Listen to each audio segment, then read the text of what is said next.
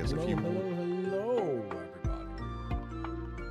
I was about to say, if you want to do intros, I mean, like, I mean, it's episode intros. Yeah, it's episode 2, technically. that's Not true. Even though the first actually. one was, yes, even though the first one was stupidly scuffed, it's all fine. Look, what is a stream of viral without there being a tremendous amount of stuff? This is true.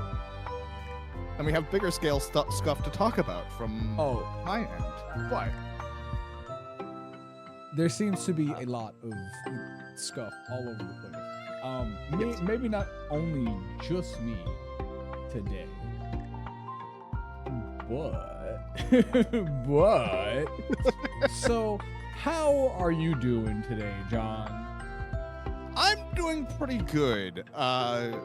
Slept most of the day because of just getting back from LA, which I will go into in a bit. But figure I will pose that question back onto you, good sir.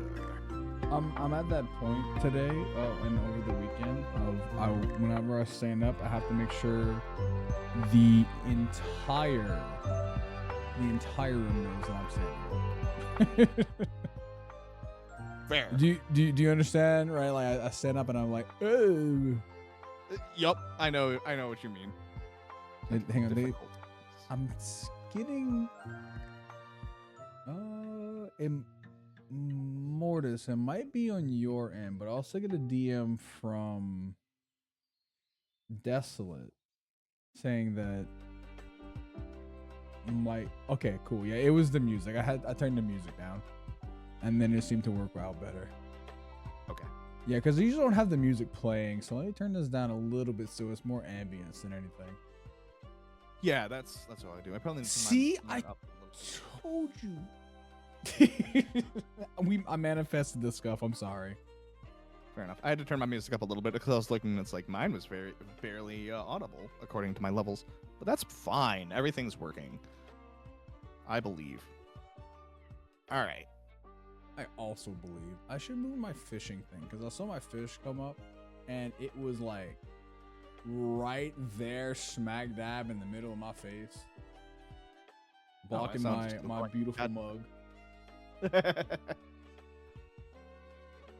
All right. Yeah, but I'm at, like I was saying, I'm at that stage right now where I'm stand up and I have to make sure the entire room knows that I'm standing up because they're just like, oh, and I can't tell if that's because of age or because I'm just sore. Probably a bit of column A, probably a bit of column B. Yeah. Yeah, maybe a little bit of both. Maybe a little bit of both.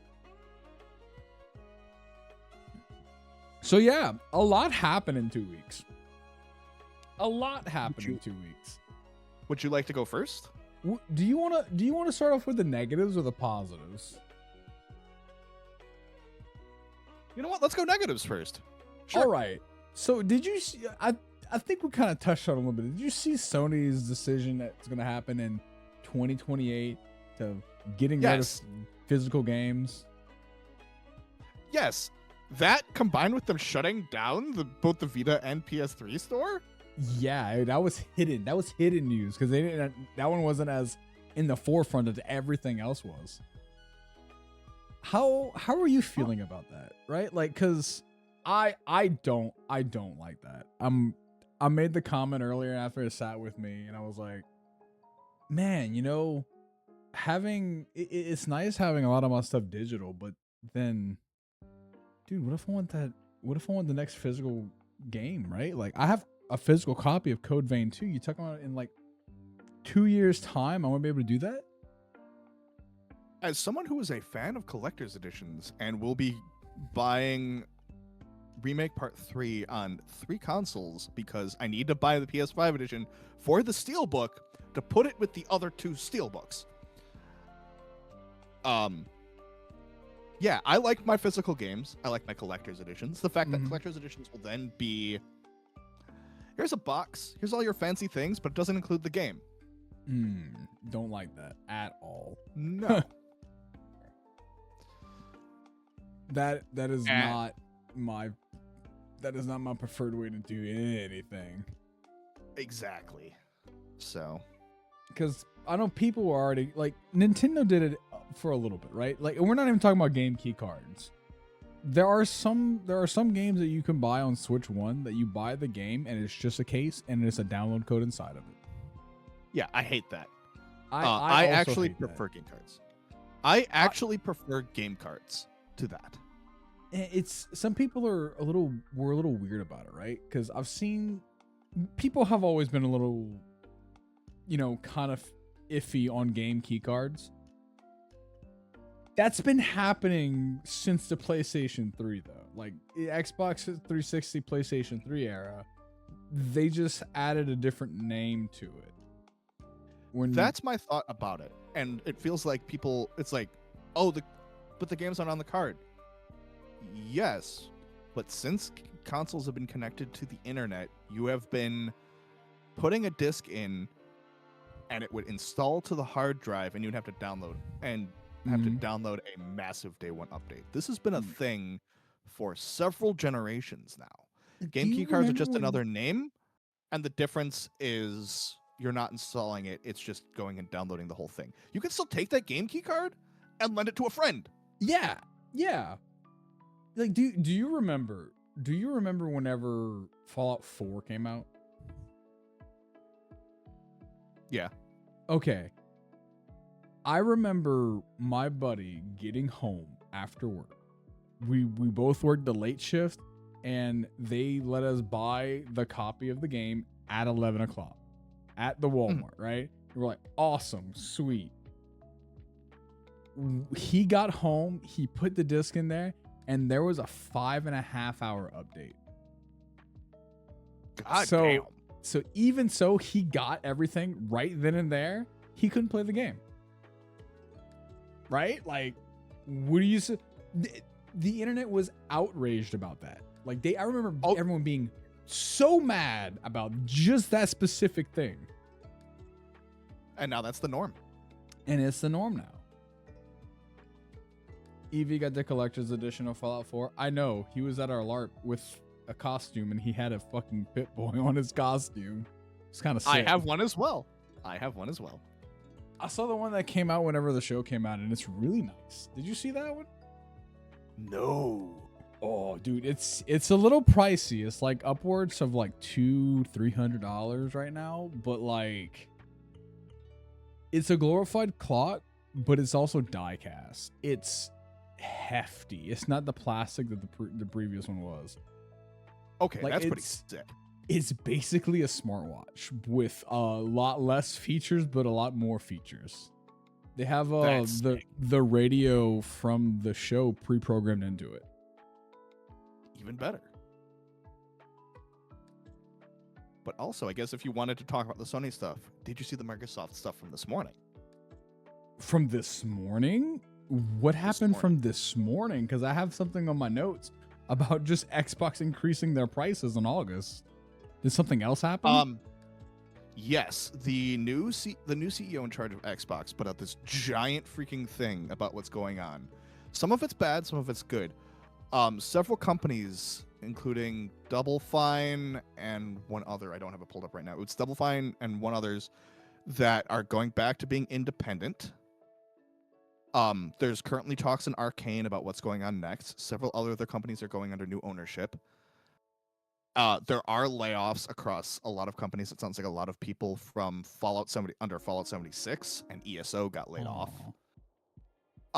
The thing that I'm actually sitting over here cheering is what they're doing is flattening their management. Apparently they had 14 levels of management and they're squishing it down to 2. Oh, 14 is okay, but if it was for every division, I guess I can see that being a reason, but still, like, that's a lot. That's a lot. Yeah, where is it? Yeah, 14 management layers, and they're flattening it down so much that, like, Mojang is reporting directly to Asha, the new CEO. Wow. Okay. All right. I mean, that also makes sense. Mojang is literally just, I print money by existing. Yeah. The two that they mentioned by name that are reporting directly to the CEO are Mojang and King. I don't think I'm familiar with King. What does King do? Candy Crush. Oh, okay. All right. Other money make other I print money game thing. Got it. Yes. Understood. The two printing money studios. Yeah. So when they said they are restructuring and rebooting the Xbox brand, they aren't kidding. Yeah. And so some things are bad. We knew the layoffs were going to happen. It sucks. But the fact that they are like actually doing proper restructuring and even fixing their management, bravo. Honestly, I can't think of a better way they could have handled such a situation. Yeah, I mean, like, I'm worried about the industry in general. I've always been, it's always weird hearing that they get a new game comes out and then a week later the entire company gets laid off, right? And yes, it's unfortunately been a problem in the industry kind of for the last 4 years or so. Like, yes. I don't know if you played Hi-Fi Rush, but having a game that was Game of the Year contender and then your studio shutting down a week later is insanity. That makes no sense to me. Like, what do you mean? Agreed. And the fact that this is the norm, not an exception, part of it is also the economy worldwide is so fucked, and creating games and paying people, and especially with how much people are getting paid versus what they used to. Mm-hmm. And so just the budget that has to go into these games is so unbelievably inflated. And part of it is management. Yeah. Part of it is they have middle managers for every little thing. And because of that, they gotta charge out the ass so they can pay everybody. And then they still need to get back several million copies just to break even. Like, unfortunately, it is no longer a profitable industry at all. No, I think one of the issues is, and it's so hard. You see it tons, right? You have the successful companies that aren't open companies that, you know, people throw stock into, like, you know, Nintendo, and I think MiHoYo is a part of that because they don't have a lot of outside influence. Those are like two sides of the spectrum, right? Because you have the full gacha with minimum outside influence, and then you have Nintendo, who is, even if you could just buy a huge portion of their company, they're not gonna change. Right. And also the fact that Microsoft is going, we fucked up, we bought too many companies. They're turning around and not shutting them down. They're turning around and going, we release you. We release you back into the wild. But like, the damage is already done, right? Because they've already shut down a tremendous amount of companies. Yes. Like, more than is comfortable. And there's some that worry me, even with this, because Double Fine, the reason they went under Xbox is even though they had the crowdfunding campaign for Psychonauts 2, they still didn't have enough money, and Xbox was able to help them finish it. And now they're going back to independent. Yeah. I think Evie said it right in the chat. I don't think there's gonna be another Psychonauts for quite some time, right? Especially because even Kickstarters feel like there aren't enough nowadays. Like, there's a lot that goes into this. Not everyone can be Hollow Knight and then Hollow Knight Silksong, right? Yes. And the problem is people were still not the happiest with how long Silksong took. And even though that was because they were just taking their time, people thought they were getting ripped off because it wasn't coming and they weren't getting updates. Yeah. If you were a supporter and you saw Hollow Knight and you kickstarted Hollow Knight, from the release of that Kickstarter to the release of Silksong was like 7 years. Like, there was a tremendous amount of time because the Silksong was supposed to be DLC and it just became very ambitious. Now, mind you, everyone who helped support that tier of Kickstarter got Silksong for free. I quote unquote free, like, right? Like they got their copy that they had already paid into. But man, like there was, yeah, that was all. I didn't know about that part. Like, so yeah, that is some good news, but it is sprinkled with a little bit of bad. Yes. It's also kind of insane where I worked at, GameStop, and I've been always eyeing the industry, right? Like I like to keep up with like what's hot and what's not and some of the takes that people have. And I've always said that the Xbox Series S, right, used to be the best budget console. You buy a Series X, you get Game Pass, and you can play a tremendous amount of games. Fantastic budget console, right? That console is now like $600. Yeah. And USD, but like $600. And the X is now $800. Nothing has been upgraded in them. These are not the pro versions of anything. These are just the same model, but what, almost 40% more than what it used to be, because the original Xbox Series X was $55.99, like $400 or $500. Now it's $800. Yes, and the Series S at launch was like two or three. Yeah, like, yes, and in my opinion, 100% worth it at that cost. I would like, to the point that I was going to buy a second, because the software for Xboxes as a set-top box, just to like use as your streaming device if you don't want to use your smart TV software, and then also be able to play games. Yeah, $200 is a really good entryway point for that. Yeah, and that's how I look at it, right? Because I've said earlier that I've never considered Xbox worth it, only for the fact of if you have a PC, you're already there. Because with Game Pass and everything now, and the way it's structured now, you just have an Xbox built into your PC, which is kind of cool. If you want that door to be open, right? No, I would agree with that. But that being said, man, what's looking really great right now for a modern gaming console? That's the most affordable one on the market. PC. Nintendo Switch 2. That too. Like even with the $50 price hike, right?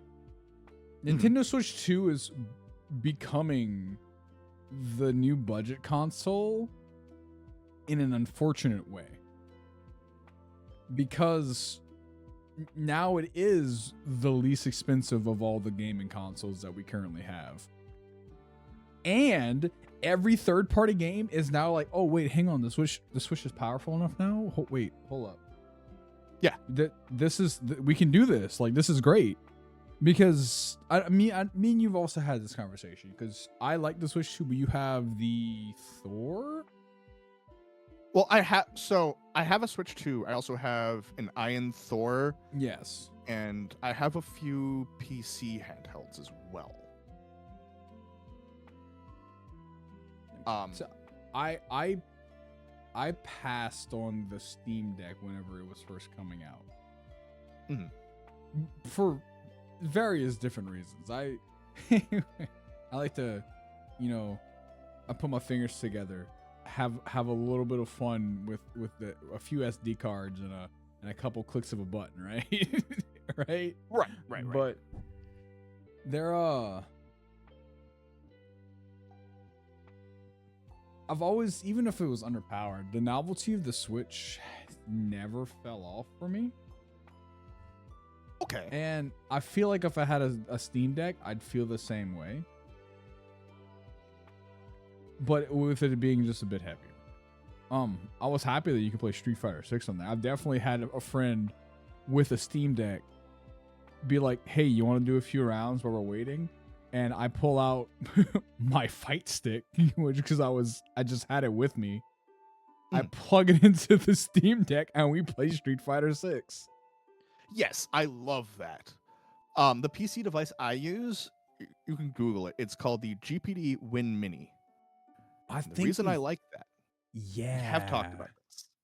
So the reason is, if you remember back in the day, before Razer did their first laptop, they had a prototype that they showed at CES called the Razer Switchblade. I remember the Switchblade. Yep. And when I saw the Mini get unveiled for the first time, I was like, this is literally what Razer was trying to do in a device come to market. And I need it. This also reminds me of do you remember the phone that was also a PSP? Yes. That's what this reminds me of.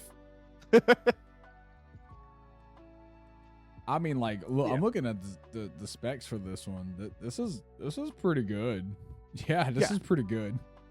I have the 2023 one. The thing still runs Rebirth at 30 FPS. Whoa, that's nice. Okay. And so my traveling companions for this weekend was my Win Mini, my tablet for watching shit, and my Thor, and that's it.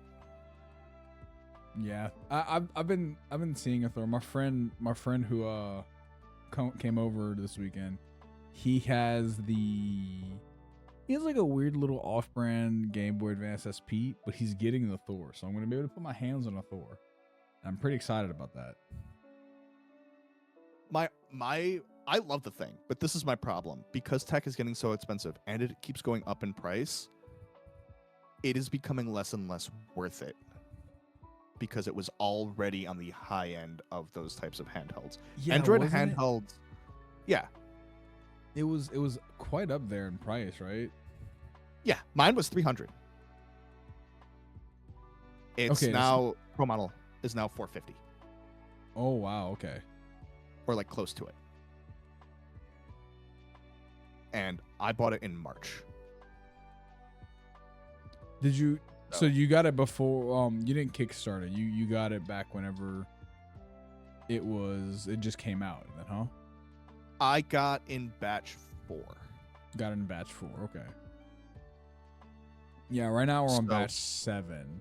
Even so with this, right? If you get like a base model, AN Thor, this is like $260 for the thing that I've seen that you can run with this.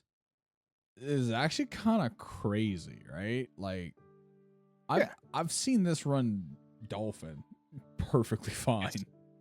So, I have been using mine for 3DS, a little bit of Switch, a little bit of Wii U, and it plays Wii U. Yes, there is limited Wii U emulation out for Android. And there is a version of the emulator that is designed for dual screen. Okay. All right. I mean, the big question is, can you play Breath of the Wild on it? Although I've been playing Link Between Worlds, which is all right. I mean, like, yeah, no, like that. I love Link Between Worlds. I love me some Link Between Worlds. No, the reason why I asked that is it's like if you can just emulate it on there, you could probably also throw the randomizer in there, and then you have a pocket-sized randomizer of Breath of the Wild, which is very fun. Yeah, more than likely. There is also an app for Android called Game Native. There's also another one called Game Hub that actually wraps, makes containers for wine that allows for PC emulation on Android. Oh, okay. PC game emulation. So I've been using the thing to play Slay the Spire 2, Octopath. The thing will run Dark Souls. I'm not using it for like high-end games, but people have used it for FF7 Remake and still stuff from like several years back. Okay. But I use it for stuff that's very good for that form factor, like so. Octopath, Dave the Diver, Slay the Spire, Vampire Crawlers. It's probably, you see, it being a vampire crawler machine is just dangerous. It's like when Balatro came to the cell phones. productivity goes to 0. Very true. I go park my car underneath a tree for the workday, and then I accidentally oopsie 2 hours away. Yeah, that sounds about right. That's why it's not on my phone. I have it on my phone for when I don't have internet. But I I get have- exactly what you mean. I have Pokemon Emerald Rogue for whenever I don't have internet, and I've been keeping it that way. And I only play it whenever I don't have internet. Fair. Because yeah, that's the big use, and also why I use the Thor more than the Win Mini, because Windows takes forever to start up as well. So like, yeah. So in the process of the previous podcast episode and this one, I got my new computer in. yes, I saw the pictures. Yes, love it, fantastic. Speaking of Windows, right? This is a transition in there. Man, to load this motherfucker up, it took like almost 2 hours because of all the updates that I had to came in here. And I'm like, bro, I'm about to open up PowerShell and just clean this bitch. Like, I am tired of it already. Like, that right there is one reason why I am still fine dealing with the hassle of building my own machine versus buying one. Yeah. So it was also weird because I mentioned that the GPU should have came like detached from the system and like packaged by itself. No, it was all put into the computer, and I was like, okay. Was it actually supported though? Yes. Okay. What they did is they put it in there, and then they have this pack-in stuff that you put it in the spots that you want it to, and then you break it, and then it expands inside of a bag. So it's an expanding foam. Then it expands a certain distance out, and it protected all of the RAM sticks that were in it. It protected all of the it protected the GPU, protected the power core. Oh, you know what I'm trying to say, right? Yes. Everything that could have jostled itself loose was actually incredibly stable, and it was supported, and I was very satisfied with it whenever I pulled it out of this box. It's also like 25 pounds heavier than my previous PC. That also sounds about right. And I was like, this is crazy, because my previous PC had like a little handle on the back of it, and I can physically pick it up with one hand and move it places, and it was like 15, 20 pounds, right? Like it wasn't crazy. This one, no, Sure. I need to like strongman it almost. Like I have to crouch down, use my knees to lift, and I just have to like come up with it. I'm like, oh man, this thing's heavy. Yup. Welcome to Full Tower PCs. Yeah, I don't think I'm going back. This is I've like I mentioned, it's future proof. It's also probably not moving from where it's at right now unless I clean it. Yeah, that sounds about right too. Yeah, because my PC is also just sitting there and will not move. Yep. I mean, So- it might move when I get a new desk, but I'm not getting a new desk soon. Mine sits on the floor because I'm too afraid it would break the desk. You see, I want to get okay. I don't like the name brand things only because of the price tag sometimes. Sure. I put my hands on a Secret Lab Magnus, and that's the table that I want for my computer. Those are insanely nice, and they actually have the stand-up desk option on them now. And I'm like, all right, I see. I know what I want to get. I'm gonna wait. This is gonna be next year's gift.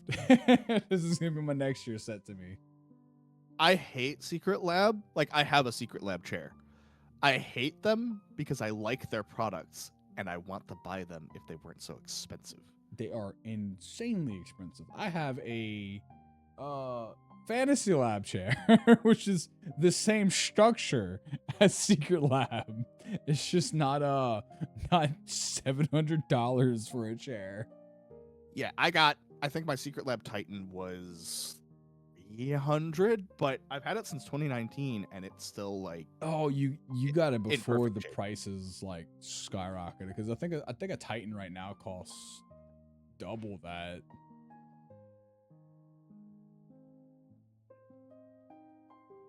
and I'm find gonna look out. it up right now.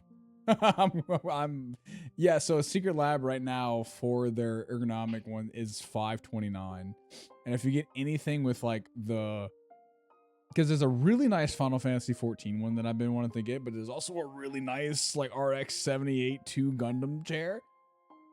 Yeah, mine was $429. Yeah. Okay. When my chair before that lasted less time cost about $250. I am fine paying extra for something that lasts. And the fact that this thing has lasted 7 years and will probably last another several, at that Oh point, yeah. you understand you are paying for structure. Currently, like the Fantasy Lab, I think I got it. I think we're sitting on about 3 years, maybe 4.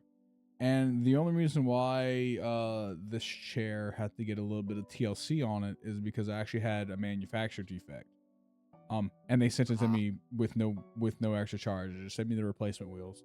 And then I have a little tiny tornado that I refer to as a Dark Knight, and he broke my arm. So that's the only reason. Otherwise, like I'm chilling. I could sit in this chair all day. And there's no real signs of wear and tear on it. Like, I put some time in this thing because when the time I work from home, I'll put some time in this thing. So I'm satisfied. I don't know if it's gonna last me 3 more years though. Is the question? But that's gonna be a test of time, right? Oh yeah, absolutely. But you said you also had other. I'm assuming the PC was the head of the good news from your weeks. It your was the head of the good news. I finally got to do an Ocarina of Time hide and seek. How'd that go? It was so much fun. Like, oh man, we had our small scuff. I crashed Ship of Arcanian in a weird way where it completely overrode my main screen and had to force to reset my computer. I'm like, oh, okay, cool. That's nice. I'm never doing that because it happened almost right after, right? Because they added the Rock's Feather as an item that you can get in Ship of Arcanian, right? And if you're not aware, Ship of Arcanian is the PC port of Ocarina of Time. Right. I learned that if you do the jump, because it's a forced jump, and you pull your hook shot out and you aim it into a corner, you can do kind of funny things. And I did it. And I fell through the Temple of Time. And the game didn't know what to do after I stepped out of the Temple of Time. And it looked like Ocarina of Time was trying to hack my computer because a green binary screen popped up. And every other screen worked fine. The stream never crashed. I had to shut everything down because I didn't have access to my middle screen. I'm like, that's weird. I'm going to report this bug at the end of the stream. Very fair. But yeah, like Soup saying in chat, it was very fun. It was very fun. And then right after that, I got my friend that came over that I was talking about with Thor. We got to sit down and catch up in Deltarune Chapter 5. Sick. With no spoilers, how was it? With no spoilers, I am continuously impressed by Toby Fox. Okay. People have been, his production quality has been through the roof, right? And you can immediately understanding like from the previous 2 chapters, like chapter 3 and chapter 4, it was so nice to see how well received it was, and then you got to see how well received it was in chapter 5, because people are starting to see, like, I mean this is gonna sound like incredibly pretentious, kind of.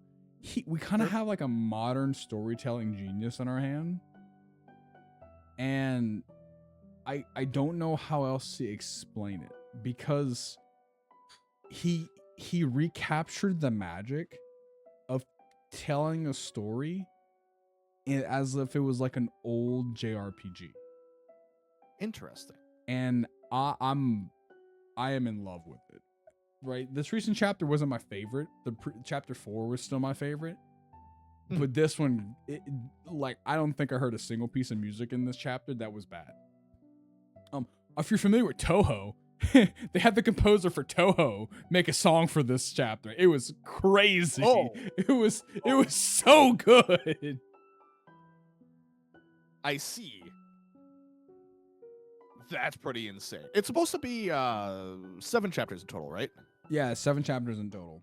We don't have an exact date for the 7th chapter. But the haha funny weird route that is a little of the kind of the trying to think of the way to describe it for this. In comparison to Undertale, it is the genocide route, right? So okay, it is similar to that route, but they have a couple different quirks in it because it's not just like, haha, I murdered everybody in the room and have like 3 cool boss fights. It's no, here's story that is still continuously happening because you chose to do this. And with the most recent one, it's like, nope, you finish it, the weird thing happens, and up on the text through like scanline TVs says insert chapter 7, and it was like, oh god, what is happening here? Huh. Interesting. Also, I need to turn my music down slightly. Yeah, so like with no spoilers, it was a good romp. It was the longest chapter by far. Mind you, had a couple distractions in the middle of it, but like even so, with like if we take all those out, like that was like it felt like it was coming to an end, and then it went on for another like 3 hours. Interesting. But you don't feel like it outstayed its welcome?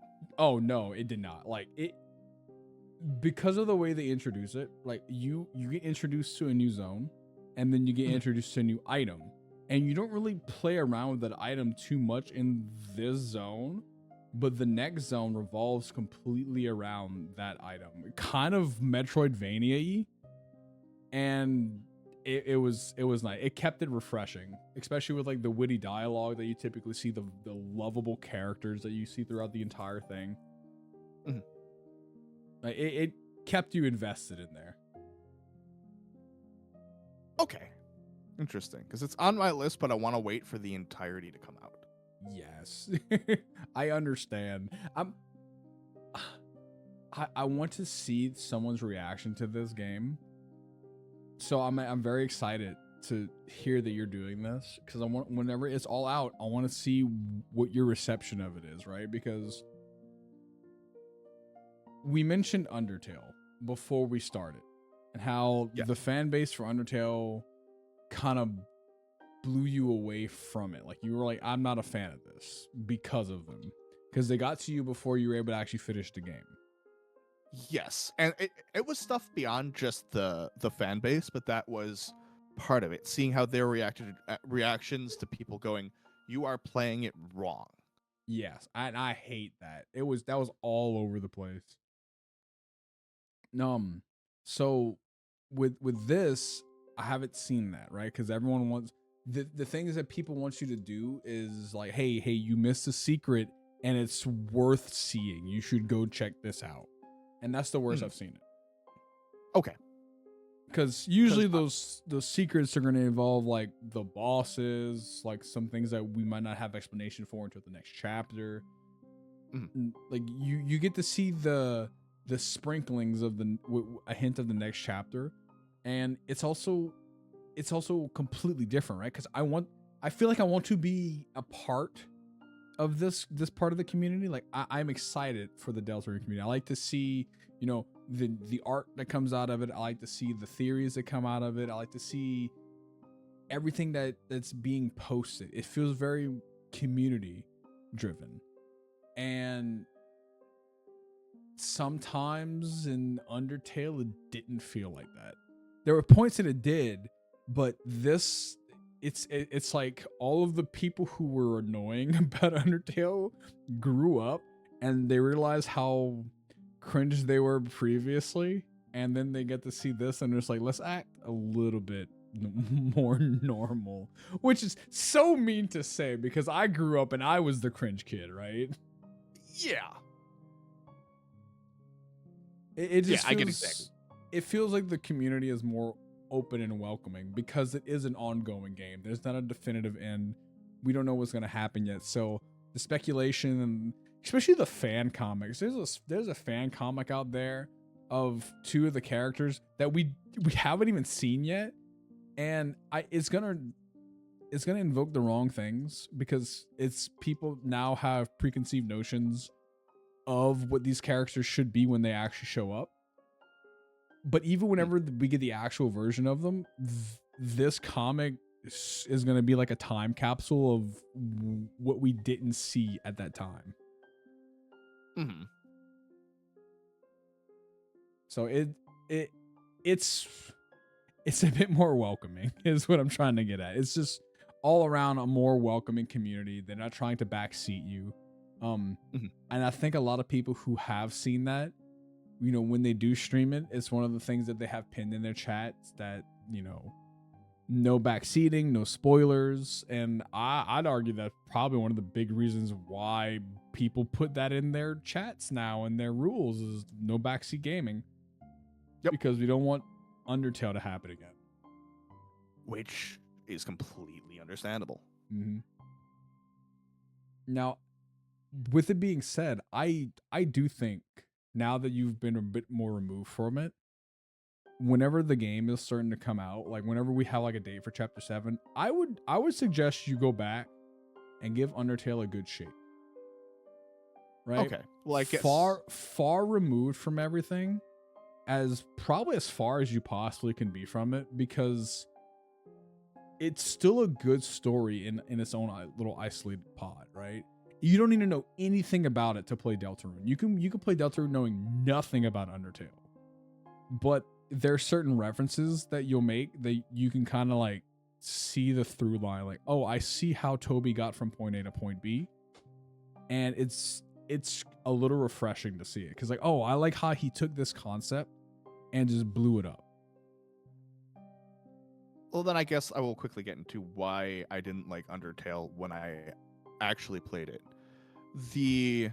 I've never liked random battle systems to begin with, and the battles were frequent enough to be not obnoxious, but annoying. And also, if you are going for the pacifist route, you're not doing anything different. You're literally going, well, let me choose option A, then option B. Yep. Fight over. Option A, option B, game over. And so it got very... I like the moments in the story, but the actual gameplay bored the hell out of me. Yeah, I've seen that a lot too, which is why we have it's called Bad Time Simulator. You can just go and find it online, and it's just a fight with Sans if you want to see that fight, right? Well, I've seen thanks to GDQ, I've seen the fight with Sans. Yeah, they've shown a lot there. Like there's not a lot left to uncover, if anything left to uncover from Undertale itself. Like there's not many secrets around, right? Mm-hmm. What drove me was I want to see the way the characters interacted, because I did feel that way about the combat. I did feel like it was just so repetitive, and it wasn't always engaging and funny. Now they have a similar thing, right? In Deltarune, like you can see the immediate upgrade from point A to point B. Like it goes from being like Dragon Quest like 3, oh maybe not 3, more like Dragon Warrior 1 on NES for Undertale, and then Deltarune is like Final Fantasy 4. Oh yeah, like it's that big of a jump. Like it feels like you having the same mechanics, it's still a turn-based combat system, but it feels like you're playing a bullet hell RPG, and it's very fun because you get certain things. Like you get, instead of just being like spare, spare, do the funny thing, dodge the bullet, spare, spare, mercy, right? Mhm. It's more like, let me see what this act button does. And it's usually, you get some witty dialogue to go along with it, and you get like the characters animating to do something, very silly. In chapter 2, there's a scene where you're fighting this virus, right? And you Right. act to fix it, and you dress up like doctors. And because it's a virus, you cure the virus, and then you hit it with mercy, and then the battle's over. That's how you finish the battle. But the sprites all change. You get to physically see the sprites. Okay, that does help. So, Yeah, I'll have to give that a shot. More than likely, I'm just gonna watch the entirety of Undertale instead. Yeah, I mean, like that's fine too. Like it's not the type of game that you're missing out by playing. Just I can point you to someone like Alpharad or Shinpai to just watch someone who has a good reaction, does the voices, and just has a good time playing the game, and their vibe's a little infectious. Sure. But I'm also sure there's plenty of people that are just like, here's the gameplay. Go enjoy just watching the whole thing with no reaction. Guarantee you, I can go find World of Long Plays Undertale all 3 routes right now. Oh, I'm sure. And that might be what I do, is just put it on in the background while I'm like grinding something else. Yeah, just watch that a makes long sense. Play. You're grinding out 'cause- Kefka and you're progging and you have Undertale in the background. It is you have Kefka yelling all of his stuff at you, and you just hear Sans True. That is definitely an option.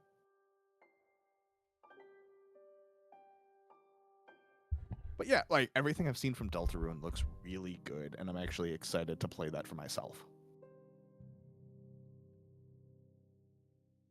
Yeah, I'm always excited to have new people like play a game. I always love getting people to play games that I enjoy because it just sparks conversation, right? Of course. Because that's part of why it's the gaming community. Yeah. So. All right, so that's enough about me. You had a fun weekend, didn't you? Indeed. So for some context, I was in LA this weekend for Hololive EN4 Serendipity, the Doki Bird birthday concert, and Anime Expo. Before getting into that, I want to say this opened my eyes to how there's no, hey, aren't you too old for this? No, that really doesn't exist. Everybody is allowed to enjoy their thing. Everyone's allowed to embrace their weird. Everyone is allowed to embrace what they love doing. Yep. That's one of my favorite things about like adult hobbyists, like just doing anything. Like I'm glad you got to see that at like a con. I get to see that like once every other month going to LARP because we spent a lot of money on these swords and costumes. I'm not gonna lie to you. Fair enough. But also before getting to some of that, the biggest reason why it was a big eye opener is I did go to Miku Expo this year. That was a couple of months back. Mm-hmm. I remember you talking about that forever ago. And I was like, I am so jealous. Who is this man? Yes. And so actually going and seeing the concert in person, the types of people who go to Miku Expo, it does trend lower. I saw a lot of people in their mid to late teens. I saw a lot of parents with their kids. I saw lots of what you would see as a typical nerd of just, hey, here are these typical nerd type people. It was a lot more younger. It was a lot more of the quote unquote weird crowd. And also the energy was not as like, even though I was over on the side for my seat for Miku Expo, it felt like the energy was there, but it was clear that not a lot of people were getting into it. Okay. All for right. this. So that's where I'm starting with this. I fly in on Friday. I miss the main big meetup because that had just ended by the time I got to the area because I had to go check into the hotel. I go to campus. I go sit down and have lunch. Go to grab lunch, and the first thing I see walking in are two dudes who look like they're in their late 20s or early 30s. One of them in just like a fan happy coat from Mori Calliope, and just like another dude with him. They take one look at my bag because I have the Iris Anniversary merch, which is the backpack, along with the Iris head plushie from round 1, like around the back. And they take one look at me and they go, nice Iris bag. And I look up and I look at them and we start talking about the concert. That was nice. That was literally in the first hour of me landing. From then, after that, I go walk over to the park where the meetup had just finished, and they're doing the traditional yeet the rat, and they were getting set up for it. And that was I love Yeet the Rat. I love I Yeet have the video Rat. of it. I do have video of that. I can bring that up in a minute. And so it's just, I'm looking over, like, just from leaving the Jimmy John's going down the street, I just see tons of people in happy coats with bags of plushies, Ita bags, just what you see online from some of these events, from other things, I was seeing in person, and I was kind of in awe. Immediately, I throw my bag down, I get my happy coat out of my bag, and I put it on. And then, yeah, across the street, walk over, and they're doing Yeet the Rat. And I caught that. I took some pictures, a couple pictures of cosplayers, and just seeing all these people. And like, we're still several hours out from the concert at this point. The energy is huge. It is infectious. People are excited. People are just chatting it up. People are giving away freebies. I got so many postcards in line. Like, I mean, this is going a little out of order, but like day 2, I was in line going to go meet up with someone. Someone saw my Iris happy and handed me a Gyrus mask. And just people just do that shit. So nice. Oh, I love that. Yeah. So, but back to the beginning of day 1, because at that point it was going over to just like then taking this huge mob of people. We go over, we stand in line, and it's just chatting with some of the other people in line. There's people coming back. There was a dude who was standing next to me who was just doing 6-7 with plushies to everybody walking past. Oh no. There was a couple of dudes who came over who had this like giant Raura banner that was like, hey, come sign this. And they were giving away postcards with it on there. Like, to say the energy from minute 1, and this was me missing all of the other meetups too that were happening earlier in the day. The energy was infectious. And these are 20 and 30-year-olds. These are grown adults who are enjoying their fandom, who are enjoying supporting their idols, and are there to have a damn good time. And that was so clear. Sorry, go ahead. No. I'm just like, I want to go so bad. I have to try to make it out one year to go because that sounds amazing. It was. The fact that like standing in the line, just like talking to other people, talking to people about like work and stuff. There was a dude coming. I actually was playing Slay the Spire on my Iron Thor. A dude came out and was excited that he saw 3DS, and I'm like, sorry. I'm sorry, man. I don't have a 3DS. I just got a Thor. They cost about the same though.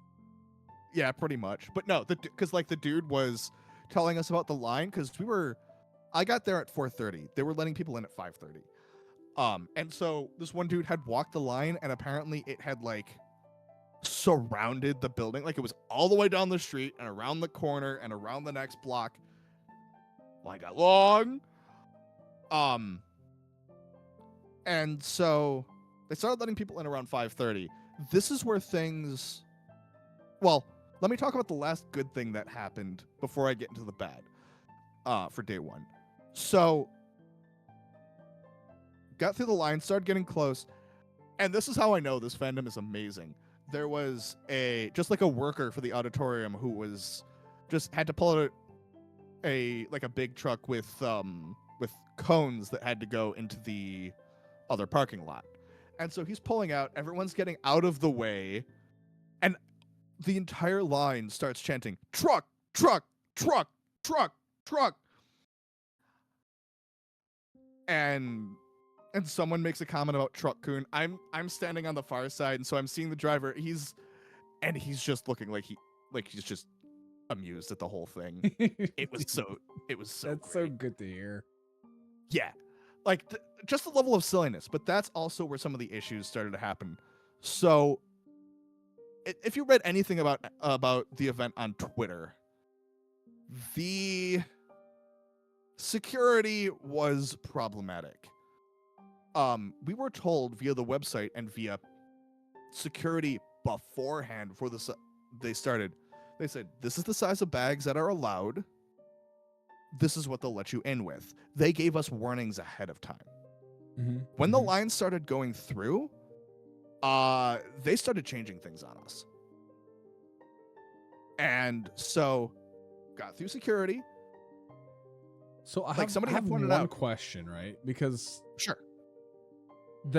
So I've I'm looking at some of the few pictures that you see of the cosplayers, right? And I know a lot of people have like those clear bags, like with the plushies, and they make the fan bags. I'm not sure what those are called. Are those the happy bags? Those are Ita bags. Ita bags. Were they allowing those in, or did they stop you at the door if you had one of those? So as long as it was under a specific size, like there were people letting people in with like small satchels and like clear bags. What happens is it was like 14 by 14 by something was what the website says. When we got through security, they started saying 11 by 11 and only clear. Wow. And so, and by the way, this was incredibly inconsistent because I was seeing people with bags as big as mine, and I did not have a big bag. It was tiny. Get through security and was pointing to a line of, go get in line for bag check. And they were pointing everybody in line, so everybody was taking doubly long to get in. On top of that, it was $5 to check bags, which means then the auditorium is nickel and diming everyone for changing rules on the spot. Mm. Cool. Then get in, get seated. Hearing stories afterwards about some of the issues that other people were experiencing. There's a story. There was somebody who like had insulin and stuff like that, like important things in their bag, and they were getting told to check their bag and had to fight with security to get their stuff let in. There was a story about somebody who was getting searched of like a cosplayer who was asked to lift up her skirt. And it was horrendous. My experience was okay, except for the bag check, which I was just pissed about. But the fact of how other people were getting treated, the fact that people were had to fight with security over it. And then, because then after the concert, then the line for everyone to get their bags was just as long. It was around the block just to pick up your bag. It was the worst managed thing I have ever seen. Especially for something like this, that's a bit crazy, right? Because yeah, you already know that people are going to be a tremendous amount of people. Yes. Like Cover knows that this is going to be a tremendous amount of people. Yes. Day 2, before day 2, Cover put out a tweet saying we talked to them and we were told it is going to be this for bag size requirements. It is going to be this. It will not change. So Cover noticed that people were pissed. So they did change. It was Cover that instigated the change. No. So what happens is the auditorium and security made the change while we were in line.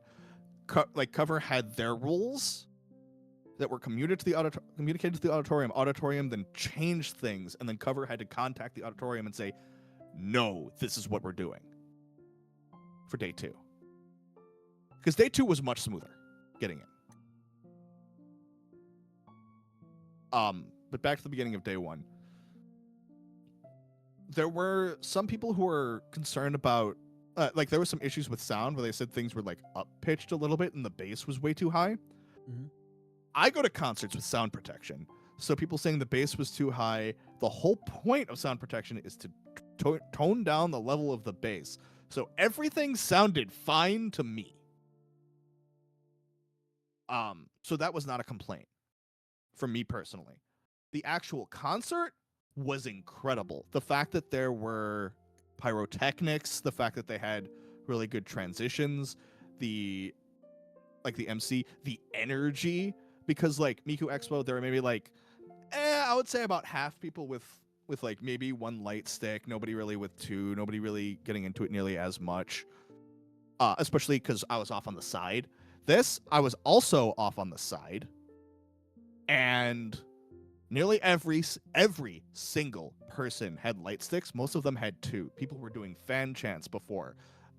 People were like doing crazy waves and stuff like that. It was insane, and just like every single person had 1 or 2 light sticks. I think I saw maybe 2 people without a light stick, and I do not have any pictures of that. I can only show the stuff from the free preview because they had a very strict no filming policy, even through phones, with a warning of kicking you out, and I wasn't about to risk it because I was I wouldn't risk that either. I'm not gonna fault you for that at all. I just So- want to let you know. So because you mentioned the light sticks, right? And Yes. that's one of the things that I've always wanted to do is go to like one of these concerts, because most concerts don't have light sticks, but for some reason, like a lot of, I guess you could say like Japanese coded concerts, idol concerts have the glow sticks, and I love them. Yes. My ass would be the one that's on the floor. Like, have you ever seen Oshinoko? I've seen like an episode. Yes. All right, cool. So this is all you need the context. I just sent you it. I would be hitting this on the I would be clearing room, because this would be me when my Kamiyoshi is on the stage, right? Like this would be 1000% me.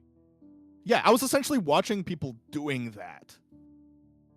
Actually, if I go to the thing, this was day 2. If I go open up this, so I'm gonna go pull up just the thing from day 2 really quick, from like before thing went live.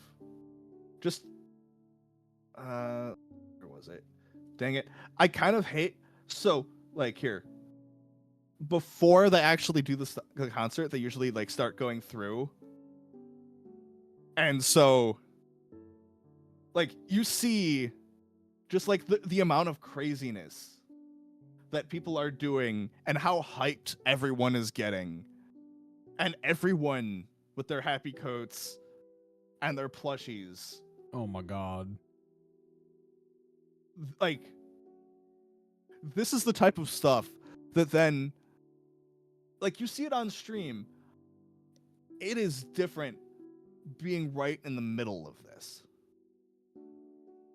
Oh, I can absolutely see that. It would be incredibly different. Like, watching it online and being there in person is 2 completely different experiences. Yes. So, like, that's the other thing is, like, I've been to Miku, I've been to metal concerts, I've been to anime orchestra concerts, I've been across the gambit. This is a different experience. Dude, all right, so one of the last concerts that I went to before, like, the big old COVID hit, is, well, no, I think this is after COVID in hindsight. So we went to Texas. I believe it was Dallas. On the hottest day that was recorded in like the past 16 years. to an outside venue to watch three music artists, right? It was Paida, which was a phenomenal. They were great. It was Acme, also great, and it was Demon Dice. When I tell you, I was so Paida is like more of like the kind of Americanized J-pop style, and then there's Acme, which is just straight up a J metal band. Oh my god, they've said, okay, so have you ever heard of that fun story of like Larkin CL coming and doing shows in America, and they were like, they say in like the most like stereotypical Asian to American accent, I want to see you open up the pit. They kind of did that, but there was no movement on the floor, and every fiber of my being wanted to jump out and just start going ham, because I love concerts, I love mosh pits and things like that. I was so mad that no one else moved, and like I'm just gonna it's start shoving. I should have just started something, but then I'm like, this isn't what these people are here for, and I can read the room, like, because this is my first introduction to this band, and I was thoroughly impressed. Like, okay, cool. Like they hit the first they hit their first scream on stage, and I was like, oh, I'm invested. Oh, I love this band. I went to the booth and I bought like 3 CDs the moment I heard that. I'm like, this is so good. And they stay on my playlist now, so I got a whole new favorite band from that instance. I mean, fair enough. But yeah, like Soup said, it was also the hottest day in Texas, and we were in an outside venue. Like, God, it was. Are you familiar with Demon Dice? I'm assuming a little bit, probably. So yeah. Yes. I got to hear Hazy Skyscraper live, and I'm like, this is amazing. Like, the vibes were immaculate. I bet. All right, so I'm gonna quickly go back to this because because like, also, first things first, I can go pull up some of these of just like the level of amount of people in like, this was what I have up. This is just like the end of the meetup beforehand, including the Yeet the Rat. Also, 1, 2, 3, 4, 5 F. Thank you for following. That's a username. I appreciate it. Here's the Yeet the Rat.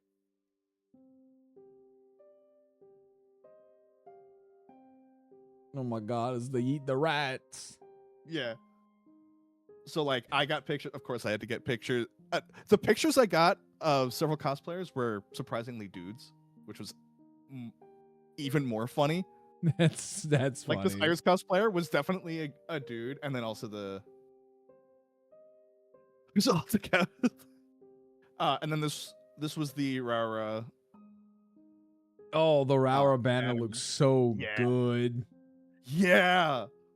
There's the Shiori cosplayer I got as well. Like, some of this, and then the cars, and just this is just. I've seen the Shiori cosplayer. I saw that. I was like, I'd also take a picture. I'll take a picture with them. Yeah, dude, the cars though. Yeah. All right. Speaking of, so during the Demon Dice concert, there was absolutely like, I don't remember what kind of car it was, but there was an Ina and Goro car that came, and they were wrapped, and I'm like, I am jealous. I want these cars. Yeah. I'm not a car guy, but man, I want this on my whip right now. Yeah. All right. So like, okay, so then obviously I had to take one picture of the venue from my spot. Like, this is still a good spot. I had to take a picture with my tiny Iris. That's a good spot. That's a really good spot. And then, so I mentioned the pyrotechnics. Obviously my Oshi is Iris, if you haven't figured that part out yet. So then when they pulled up, and the first solo was Iris. And then so like only did the first seconds of this. Like when those pyrotechnics started hitting, you heard the crowd. So good. I would have been with them. I would have been absolutely with them. I started I think I just did an outpour of just holy crap. It was in like hearing that, because like that's her newest song, I believe. So hearing that live and hearing that going, I was in awe. Also, that was coming off of a melody from Myth. Oh, okay. So like the vibes were real, the hype was there, and the crowd went nuts. Also, I do want to say I did eventually perfect Carbonated Love on Cryptid and Necrodancer just for you. Sick. I still I have did to do it. that as well. I still did have it. to I'm do like, that this as is well. for John. I only did it on normal because like goddamn the Necrodancer is It's such a crazily difficult game, but like it's so fun. But also this wasn't even the last thing. So in line to pick up my bag, like there was already an event I was going to afterwards. There was an after party, and so ended up meeting someone in line who had a car and was also going and gave me a lift. Oh, okay, nice. So then the after party was at a bar. And so then I went up and just started getting gin and tonics and just chilling, and like this is from the after party. Like this was the type of energy that we had. Oh, dude, that's so nice. Yeah. Like when I say I didn't run into anybody under the age of 18. When I say like 80% of the people I ran into in their 20s and 30s, I'm not kidding. It was very nice running into an environment like this where there weren't any kids. Yeah, especially stuff like this. Especially for stuff like that, yeah, because you never know, right? And yeah. I don't think they advertise this as an 18 plus event. It's just like yes, there's just a difference in so many things that just you can do so much like at a con, like when everyone's asleep, and then you're like, cool, it's like 3 a.m. This is whenever everyone's out, the real people are out. Yes, because this was at like 11, 12 o'clock Pacific, and B is exactly right. Text. I just saw so B's text. What happened was the gin and tonics were ridiculously expensive, but they were like 70% gin. So I was at like my second one in, and I'm just like chilling on one of the couches, enjoying the music, and I start messaging B. I'm like, "You're the only one I know that's awake." I mean, like it's right. Yeah. So because I was just because I wasn't going out there dancing, I was just like still in my full happy coat and everything, just sort of chilling and stuff like that, and just chilling and enjoying the music and hung around for like 2 hours, and then crashed because my hotel was 20 minutes away walking. Oh, damn. So this was a blast. And then we hit day 2. Day 2 I was I was telling you before on the pre-show that like I did go to Anime Expo, essentially bought my badge for Saturday on a whim, like the night before I left. And then it was sold out the day after, so I'm so glad I did it. I'm so glad you did. Yeah. And so what happened was I wake up at like 6:30, take a shower, get out there, and I'm expecting standing there in a line for an hour. And no, there was 0 line. They opened registration an hour early because it's supposed to open at 8. Nope, already open, no line. Go get your badge. Cool. Got in, got my badge, got in line. By like 8:30, because the expo floor opens at 9, they were letting people through to like the main thing because they close off an entire block of the street. If you haven't been to Anime Expo, they close off an entire block of the street and several buildings. It like it was to a scale that I have never seen. Um, I also don't miss So, like- line cons. The Yes. one our con that we like to all go here. A few years ago, it had the last one, so I haven't been to a con in probably like 7 years. I really want to go back to one though. yeah, like because yeah, I ended up getting in. Ignore the picture of me. But yeah, just getting in and doing the things. I had to take pictures of the Love and Deep Space stuff because Oh, both yeah. my sister and several friends were asking me about it. I did not see the cosplayers, but I heard the stories afterwards. My favorite one was the picture of just like hundreds and hundreds of girls waiting by the escalators for them to come down, and then they were getting yelled at with a megaphone that the cosplayers had left through another exit. That's the level of troll that I want. Yeah.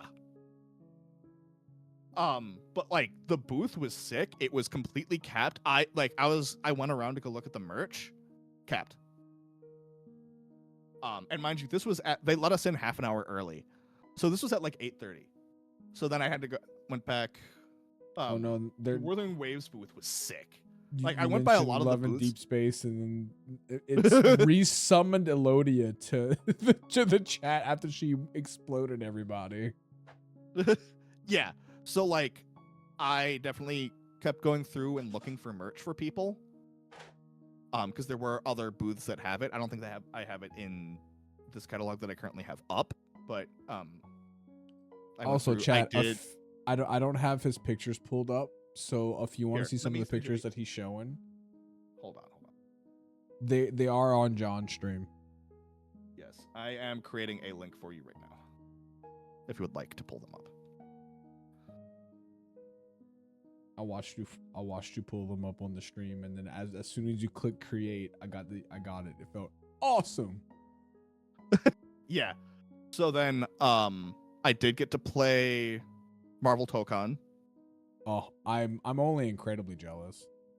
I will have you know you only sent me the Marvel Tokon picture. Did I only send you the one? Yeah. It's okay. Hold this on. is hyper specific Hold to me. This is fantastic.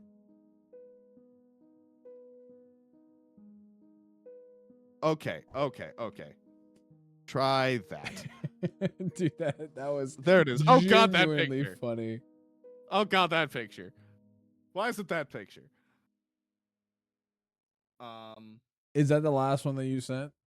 Is it the last the last picture that link you I have sent. on there? I Yeah, think it okay, might I be. see. This is one of the last ones. Yeah. Okay. Yeah, here's more Love and Deep Space. Let me And this pull is how this out. packed the freaking Hang on. thing was. Yeah, I'm showing the Love and Deep Space stuff, and then because then afterwards is ZZZ booth, which that one I did take a picture of because their booth and that cosplayer was sick. I'm not gonna lie. When I saw the Persona one, I thought that was the ZZZ booth. No, that's just me in front of Persona screens. That was even before the expo hall. All right, so give me a second. I want to get it pulled up real quick. I don't have it pulled up yet. Okay, I'm on the ZZZ picture.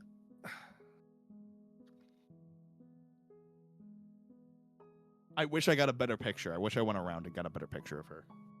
The Ramiel cosplayer. Because she did a damn good job.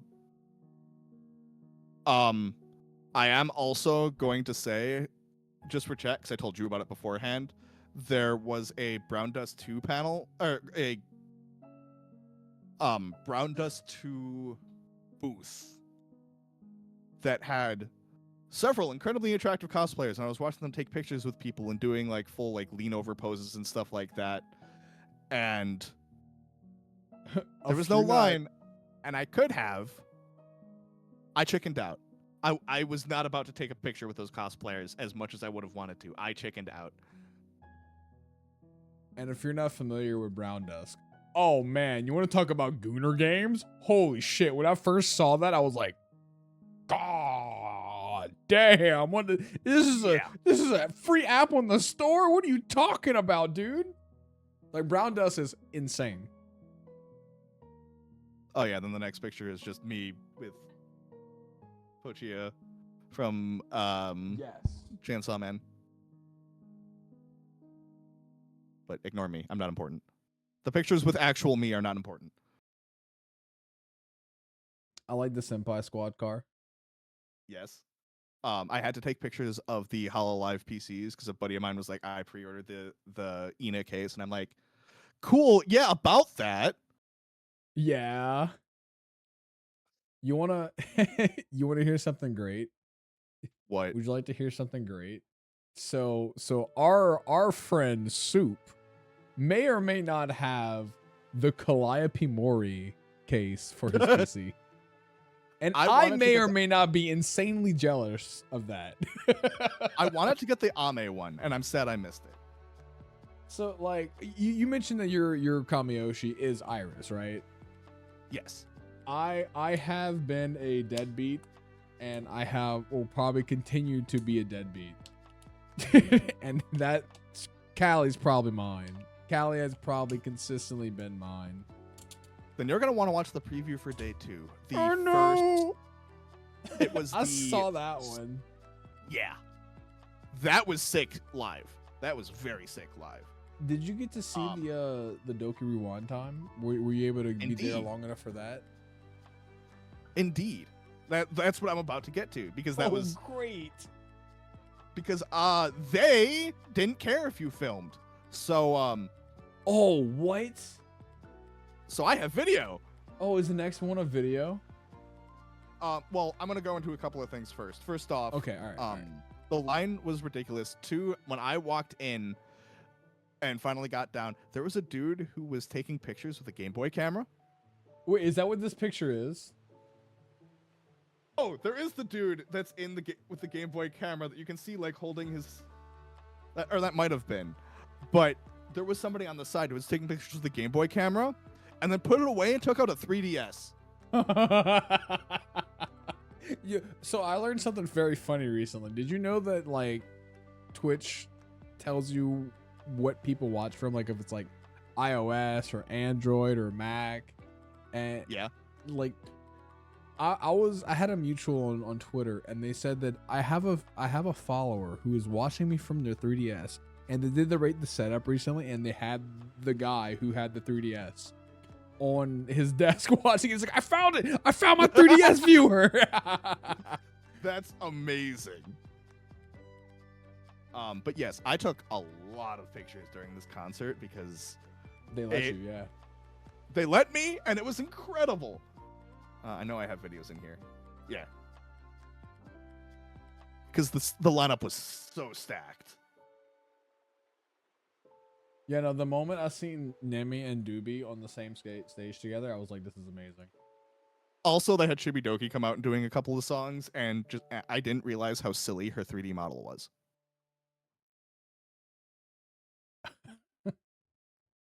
Oh, I forgot Ame was there. Oh, not yes. Emily Ame. Monarch. Monarch, yes. That's who I meant. Monarch. Dude, yeah, Chibidoki's thing is so great. Yes. Yeah. Oh yeah. Dang it. I want to make sure this one loads. I'll go to the next one. And then Shachi. Dude, these are great. Yeah.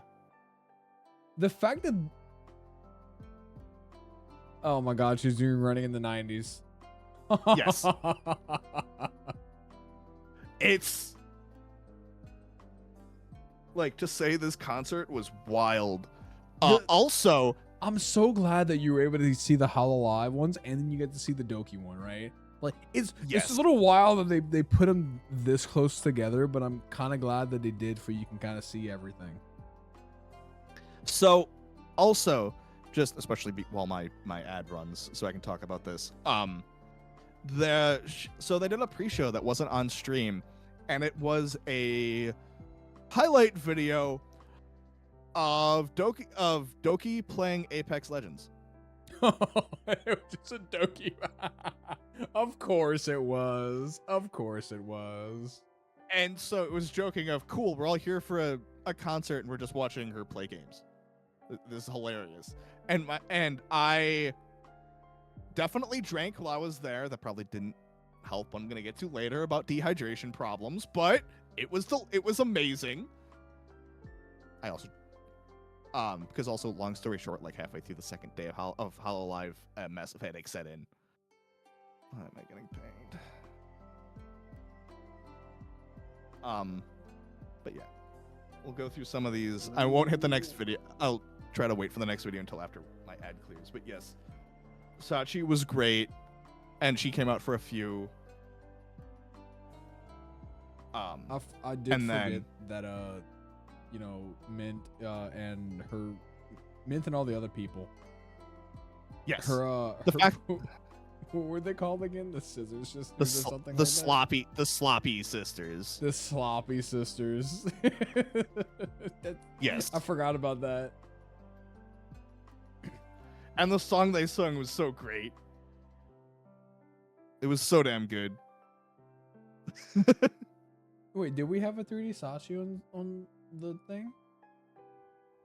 Yes, it's the whale. Oh, okay, all right. Because she, oh yeah, that was my problem with LA, because like night 1, I went and got,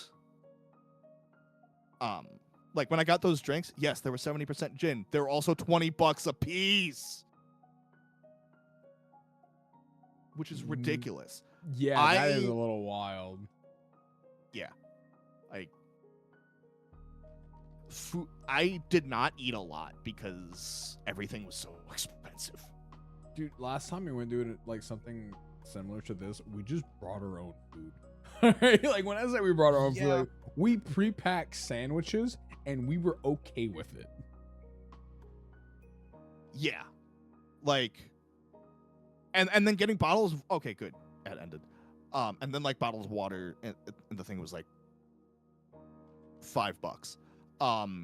Yeah, when I went to the Doki concert, I got a drink and a bottle of water. Damn. It was like $28. Oh my god, dude, that's crazy. That is crazy. It was absolutely ridiculous. The fact that I even went and got a sandwich at the freaking airport on the way back, and it was $20. Like literally, I got a sandwich and a just a thing of coffee. Yeah, another $25. When back home, that would have been like 10. But back to this. After Sachi and after the Sloppy Sisters, it was, oh good, this is playing properly. The fact that then they did 99 Loof balloons and they just had all the balloons raining down, and I just have to keep I like knocked down because a balloon had fallen on my head that I had to go knock back up. That's great. Like you can see it. It's so good. Yeah, they did a couple songs, and then it's all the balloons. And then they brought everybody out to do the last couple of songs. Which I think that was like the last couple of songs. Yeah, okay, yeah, that was the last song, because then it was to day 2 of Hololive. So,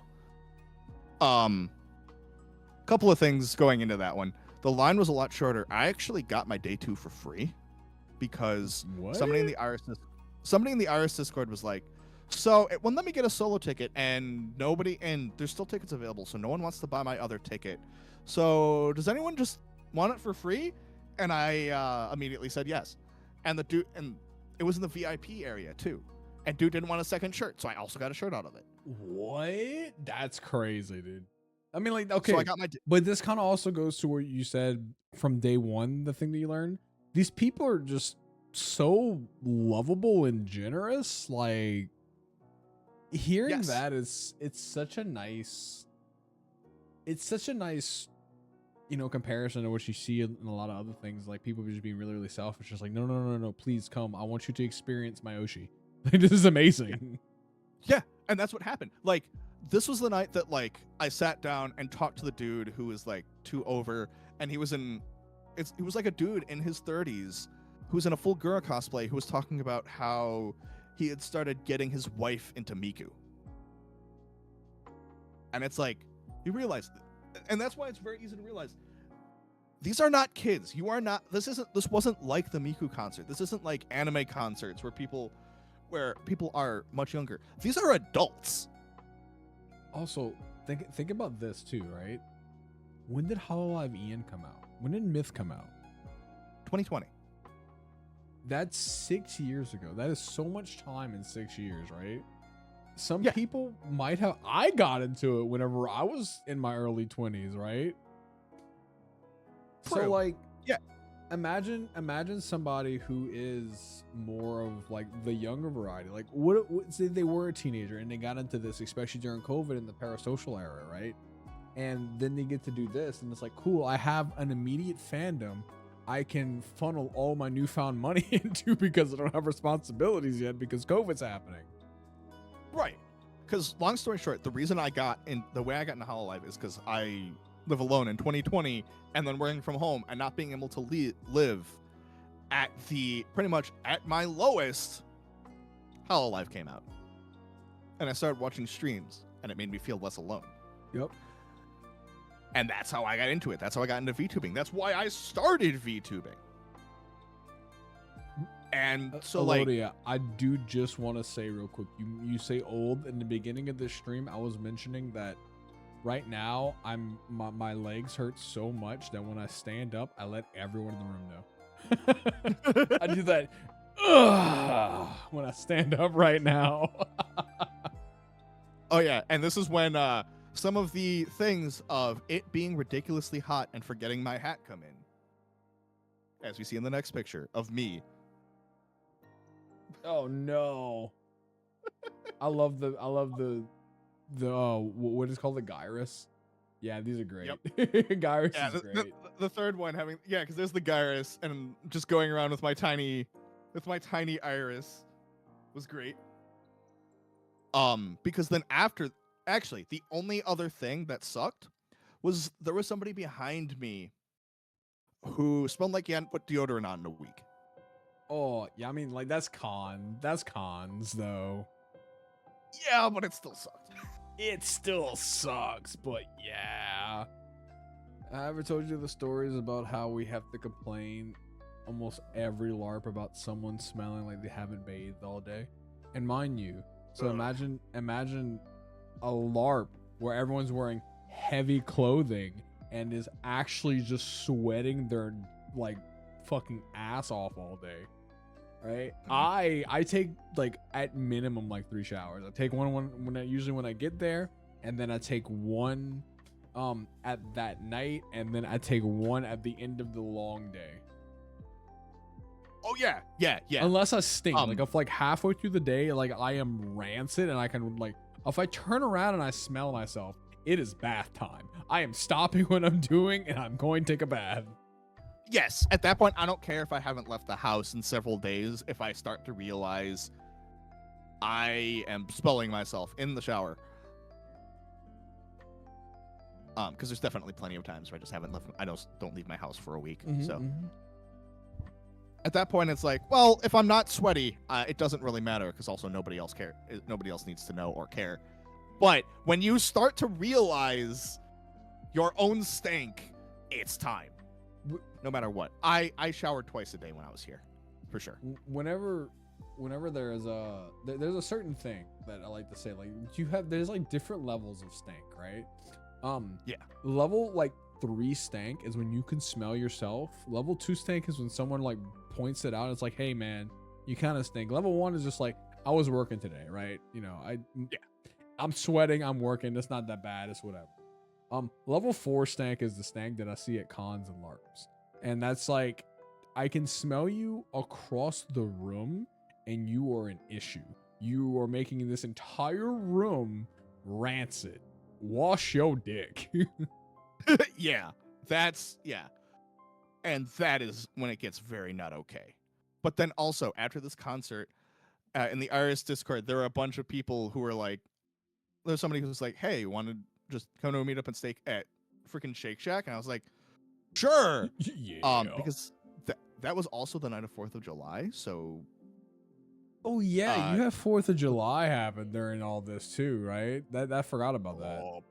Yup. And so buses were running, but not great. But it's funny when just like I'm sitting there talking to people in the Iris Discord, and there's a second person in the exact same happy, and getting on the bus comes, and a third person also in the exact same happy coat walks on. I go, I wonder if we're all going to the same place. I wonder if our destination is the same. Sure enough. Yeah, and that's also how best way to realize, because then like there was a fourth one, and they also were like multiple other fandoms also meeting up, but like the four of us all from the Iris fandom were all at the same table. And so I got to finally meet some other people at a meetup, including somebody who's like also in the IT field, and was like, oh yeah, we just had a production launch. And so they were able to get 3 and like the 3rd and the 5th off, and were able to get tickets at the last minute. Oh man. Glad to hear that. Which was, yeah. And then they're like, oh yeah, afterwards we're all gonna go continue the meetup in the park. By that point, it was 1 a.m. And so I was like, as I was talking to the restaurant, I was like, I think I'm gonna go get some sleep. And I ended up talking with the rest of them, because a bunch of us were also just going back. And then yesterday was pretty much all travel. But what was cool was I ran into other people from the concert who were also flying back to Chicago. And I know it was because then I went and sat down, because I saw them go over, and I went and sat down across from them. A dude across from me looks up, sees the shirt, because I was wearing the VIP concert shirt, gave me a smirk, and I was like, you're at the concert too. Nice. And had a very long conversation about just like the talents and the last couple of concerts, because a lot of the people I talked to have gone to every single one. Like this was EN4, and they had gone to the rest of them. And so I would love to go do this one year. I really would love to go do this one year. Yeah. So like that's the last of my pictures. I'm gonna go close this. I have Iris pulled up as like right underneath podcast of you holding her in the final picture. Just like zoomed in on her face. Yeah. No, like that's because that's the whole thing of like embrace the shit you love. So of course I started going around and taking pictures just like with the little Iris. That's why I took one literally on the plane with the little Iris. And I'm like, it was great because there are other people with their plushies and whatnot. And it's why it's so much of, you can actually go and embrace your fandoms. You can embrace your hobbies. It's so good. Yeah, I would love to. Yeah. I'm gonna do that with my hot rod plushie. B says I can just imagine. B, okay, hear me out. Instead of doing it with the plushie, get like one of the full Transformers themselves, and just do the rat throw. Just do the rat toss. Just imagine a bunch of Transformers just being thrown as hard as you can across a venue. That would be great. No, then they would break. It's terrible. Oh, wait. There was one thing that happened during the second concert that I forgot to bring up. So they had technical difficulties, and the whole thing just died. Oh. During the second MC event. Like, it's funny because it was Bijou and Kiara. They were doing their thing. They were making a bunch of 6-7 jokes, and all of a sudden there's like audio cut issues. And then all of a sudden everything just dies and goes dark. And they come over and they go, we're having technical difficulties. Please take a seat and wait. We'll have it fixed soon. And so everyone starts doing rowing with their light sticks. And then we start doing waves back and forth. Oh, wait, before the waves, a dude a couple rows in front stands up and does a pull on Uma Musume, and everyone cheers him on. Oh my god. That's awesome. And then we start doing waves. Starts going left and right and left and right. All of a sudden, someone in the back screams, front to back. Front, back, front, back. And we go back to side, and then someone yells front to back again. And we start going back. That's awesome. So the fact that scuff happens and everyone immediately embraces it. Oh yeah, dude. Like in times like that, like we see scuff all the time. Even doing what we're doing, we see scuff. Yeah, man. If you don't make light of it and you just have a good time doing it, like you just kind of have to flip that. Don't let it. I never let that shit get me down. That's why I embrace the scuff title. I'm like I'm okay with this. I'll do this. But you mentioned the Uma Musume pool, right? Yeah. So a week before Evo happened. Yeah. Right? During one of the pools on camera, the guy was like, "Hey, can I do something real quick?" And he's like, "Yeah, sure." And then he fucking pulls up Uma Musume, points his phone to the camera, does a pull. And then he wins that round. It was so funny. I was like, "Oh, I love it." I don't know when people just started like, "Hey, we're doing our pulls on camera." But it's been so funny recently with all of that. Because it's not the first time I saw it. I love the fact that that's what they do. Camera. Or hit my microphone. It's one of my favorite things. And it makes me very happy that it is, in fact, a thing. Yeah, but it sounds like you had a fantastic experience just all around. It was. Like, when I say that it was an unforgettable experience, an unforgettable and eye-opening experience is an understatement. Now, next time you go, you'll know two things. Bring water. Your own water. Bring a camelback, actually. Yes, and gel insoles. Because going from the Doki Bird concert to Hololive and all of that, and then from AX before that, all that walking and all of that standing, my feet were hurt so bad. They still hurt today. Yeah, do you have a one of those the power massagers? I would hit the bottom of your feet with it. It's gonna feel weird tonight. Tomorrow you're gonna stand up and you're gonna be like, "Oh man, this was so much better." No, I don't, but I should get one. Do you have any massagers? No. Oh yeah, you should definitely do that. Especially if you sit down a lot, like it helps tremendously just in general.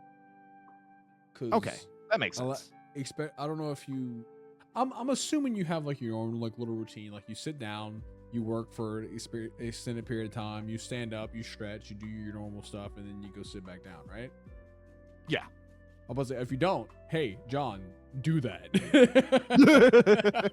Oh yeah, especially because I don't get a ton of work, just standing up every so often to go take care of stuff. Abso-fucking-lutely. I'm investing in a stand-up desk. I'm off of help desk now, so I don't have to worry about being stagnant like I used to. Nice. But a stand-up desk just helps in general. I like standing doing things sometimes, especially if I'm working. I like to be more in the standing position. I don't know if it's just because it gets the blood flowing and I can concentrate better. But it helps. That makes a lot of sense. Because it also is a slight change to your environment. So whenever you're like in a rut and you're like, I can't concentrate, I can't focus, you can pick up your desk a little bit and you can stand, and that little bit of difference goes a long way. Right. I would agree. And also, you said you had topics since I am done with all that. Or with my So I kind of mentioned it earlier too, is Evo happened. And you like fighting games, yeah? Yeah. Did Did you hear the special announcement that they had regarding Blaze Blue Central Fiction? The fact that they are actually reviving it and bringing They're new putting characters. a new character in it. That game came out in 2017, man. Like, it's almost 10 years. It's crazy. The fact that they are going, BP cross tag battle is dead. We're just gonna go back to Central Fiction. Yeah. Is so funny to me. And then they also announced a new guest character for Guilty Gear. They didn't say who it is, but I have speculation, and I hope all of my speculation is wrong. I just hope it's not 2B, right? I love 2B. I don't need 2B in a third fighting game. Sure. But yeah, we had a lot of, like, dude, the sets that the previous week were insane. I love watching, high level fighting games. I used to like Tekken a lot, but like Tekken 8's kind of boring to watch right now. And it's weird that I just, there's something that just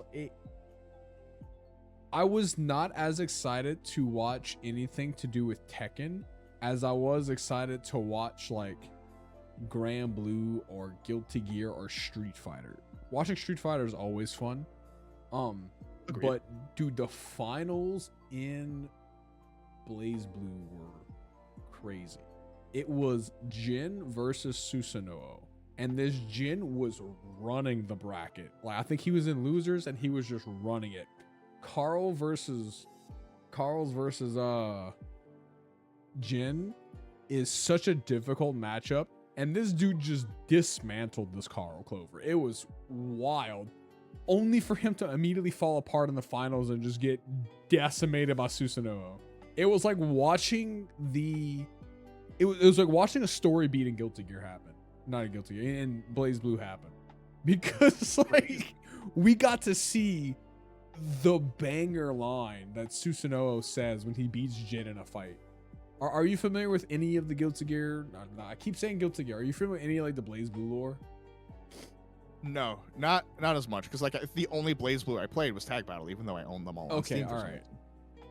I think they still have a humble bundle that's like $20 for like almost all Arxis games. It's crazy. Yeah. So in this final battle, it's already 0-2, right? It's a best out of 3. And this Susanoo just gets the read on Jin and perfects him in the final round. So we have Evo, the grand finals, mind you. And we just get someone getting perfect in the grand finals. And we get to see one of the best lines of a victory screen in all of Blaze Blue, in my opinion. And it's Susanoo talking to Jin after winning. And his line is, "Heroes are only truly recognized once they die. And today, I will turn you into a real hero. Rejoice, Jin Kisaragi." Oh, such a good line. Such a good line. Like, man, when I first seen that, I just got chills. Like, it was a fantastic fight followed up by a fantastic win quote that I'd never seen before because no one in my circle plays Susanoo. So I didn't even know it existed. Evo was a good Evo this week, like the past week. I know people were upset that there weren't Street Fighter announcements when there was literally all of the Street Fighter announcements, the week prior at Games Fest? Yeah, Games Fest had all of the Street Fighter announcements. Like, what? Yeah. Like, cool. Leave some fun for everybody else. Yeah. Like, we had gotten... Street Fighter has 3 unique people coming to the game that are brand new, and then the guest character in Tifa Lockhart. And the fact that Square Enix had said, like, oh yeah, other people tried to get Tifa and we told them no, and then Street Fighter called. Yeah. Harada was like, you just have to be on their good side, and I'm like, Well, Tekken 8's kind of rocky right now, so I understand. But Street Fighter's been knocking it out the park. I like how people are then turning around and like complaining and making comments of like, oh, but and then Tekken was stuck with Clive, and people are like, they asked for Clive. They asked for Clive. Like, mind you, Tekken had gotten 2 Final Fantasy characters. Like, they got Noctis and they got Clive. Right? Yeah.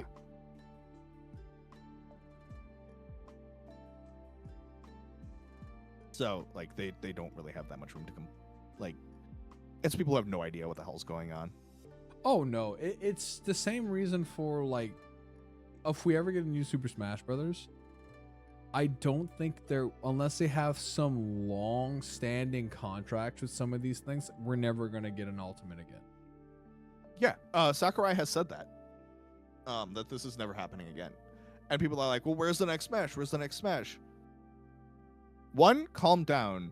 2, it's not. I don't think it's going to go as well unless it's a port.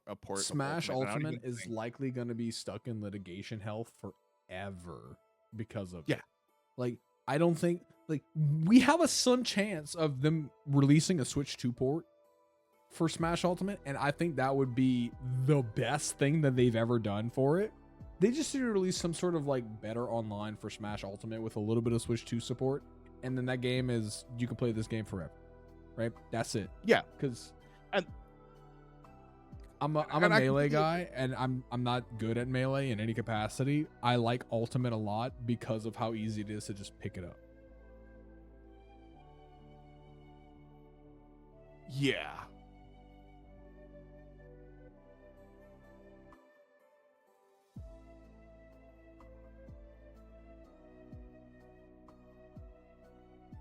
You were going to say something, but I definitely cut you off, and I'm sorry. I apologize about it. I'm trying to think of what I was saying. Oh, no, I stunned them. Yes, a little bit. But, no, I would agree, because, yeah, there's never going to be another Smash like that. That's been very clear. He said that most of those games are never coming out. Or like most...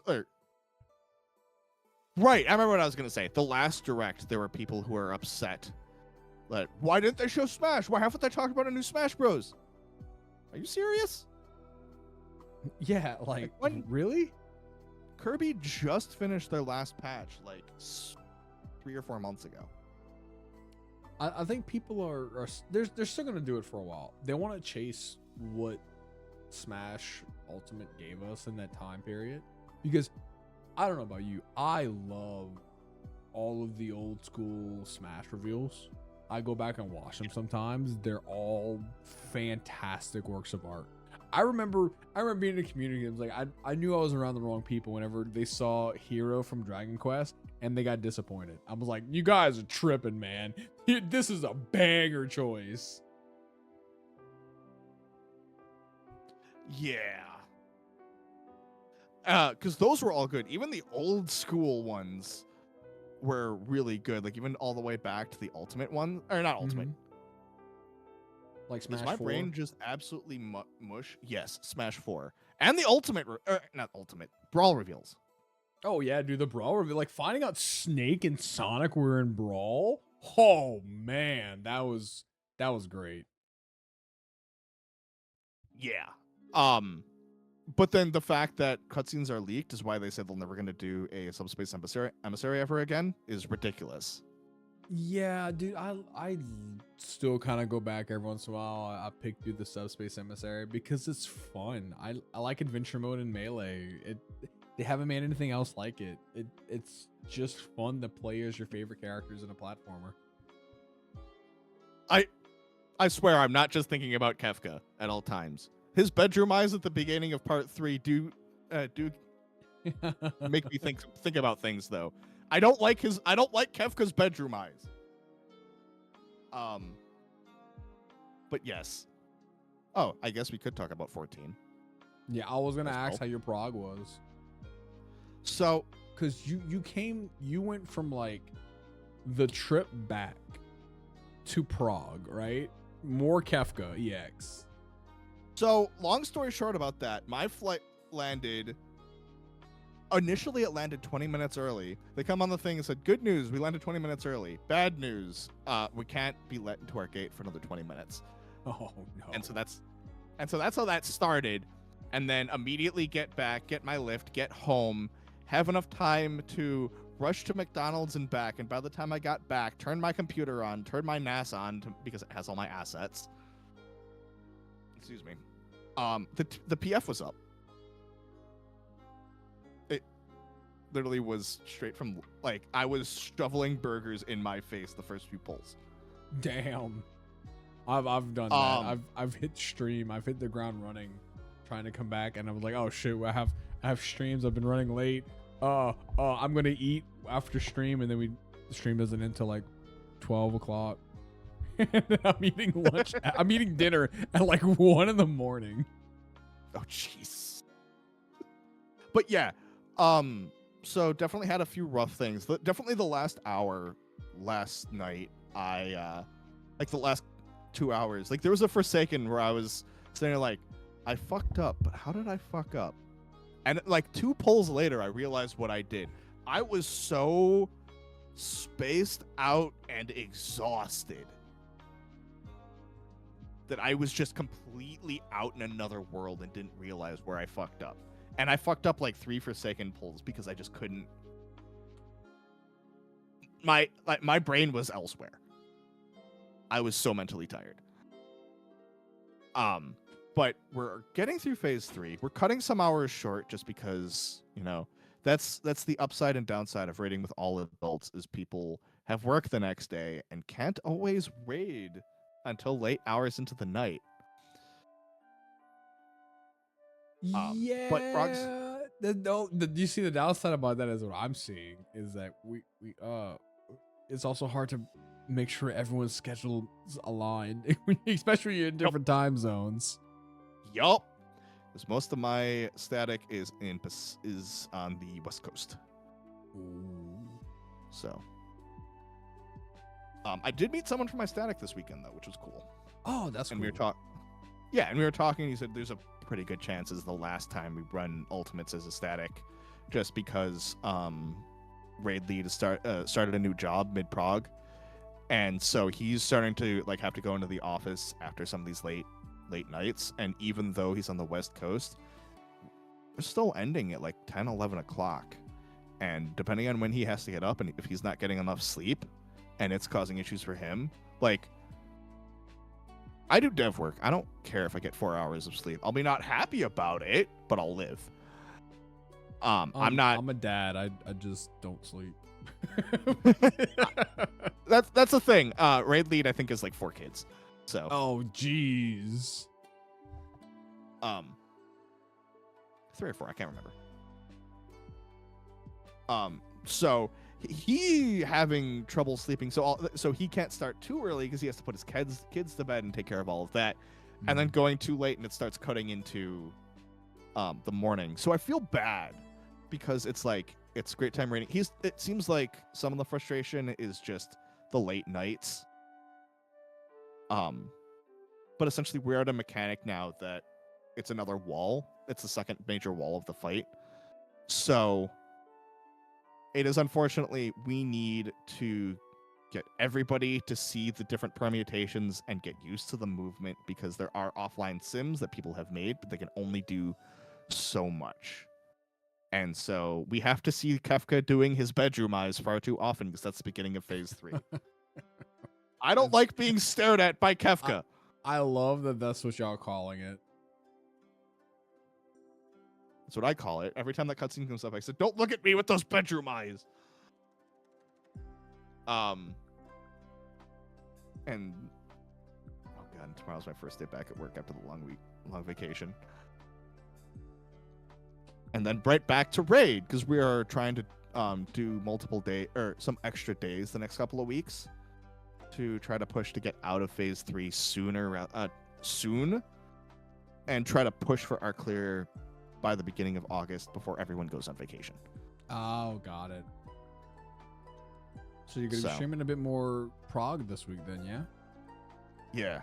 I want to try to do more streams of 14 because I want to try to because I've been trying to switch my content to strictly 14 Mhm.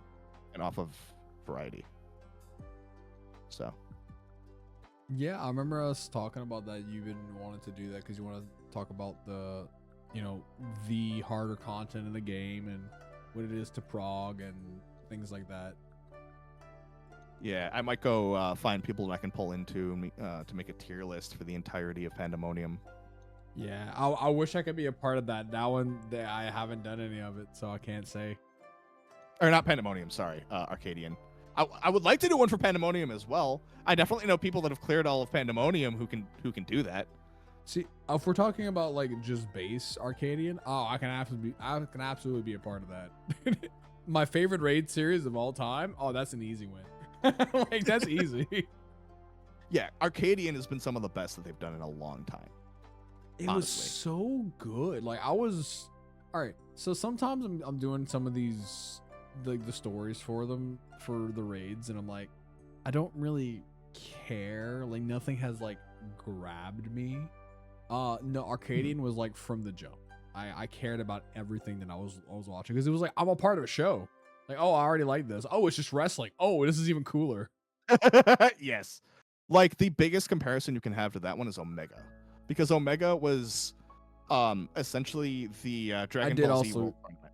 I also cared about Omega. Yeah, that is true. Yeah, Omega was the Dragon Ball Z World Tournament. Yeah. Yeah. Up until the last part. But then that was more about existentialism, and then they took all of the existentialism and put it into Top. But that's besides the point. Top had other issues that I don't want to talk about here because there's a lot of it's a lot of more drama and other people, and this is the place for that. Yeah, I appreciate you not getting into that. Yeah. So, but yeah, slight topic change, right? And we, Yeah. I looked at the time. We can probably start wrapping it up relatively soon too. Sure. So yesterday there was an up. We mentioned Uma Musume earlier in the stream. There's been Yes. an update to Uma Musume. Apparently, they are officially adding fully autonomous training, so you can start it, close the app, and it will go off in the background, and you can still train your horse girls, and it'll stop it right before it gets to a race. You can participate in the race and then continue with the automatic training.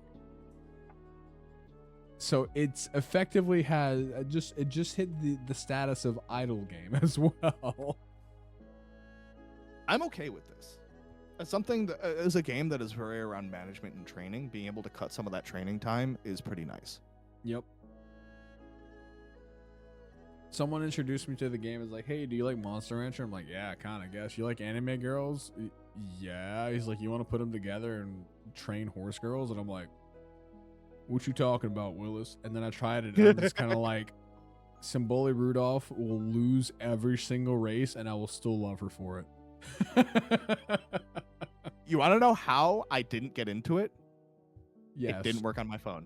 It didn't work on my phone. Oh, dude, we bullied Ham for so long. We're doing stuff with Ham, and we're just playing it in the background. We're doing a fight night, and in the middle of fight night, me, Soup, Asom, and a couple other people are just playing it. He's like, y'all playing that fuck ass horse game? We were like, yeah, we are, baby. And that kept him away from it. That's fair. Like, I have enough on my plate through ZZZ and Enfield. Yeah, I need to get back into ZZZ. I keep saying that. I just haven't re-downloaded it on this phone. Yeah, because honestly, I didn't play any of it on stream, but the ZZZ 3.0 story and the stuff leading up to it was rad. It was so good because it's very focused on the MC's story. I like that. I guess, Yeah, because you showed me some of the spoiler stuff, and I was like, ooh. yeah. Kind of dig So, for some context, the beginning of 2.0 was essentially trying to make the MC more powerful, trying to teach them more about Aether so they can actually go into the Hollow themselves instead of sending the Bang Boo and sort of help navigate and dealing with some of the stuff there. And so because of that, it started to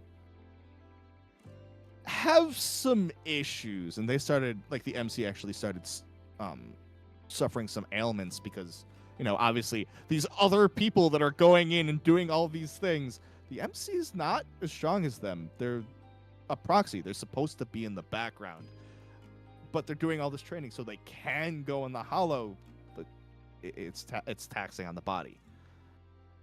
And so going into 3.0, it's a lot of trying to think the best words for it, just like the consequences of their actions.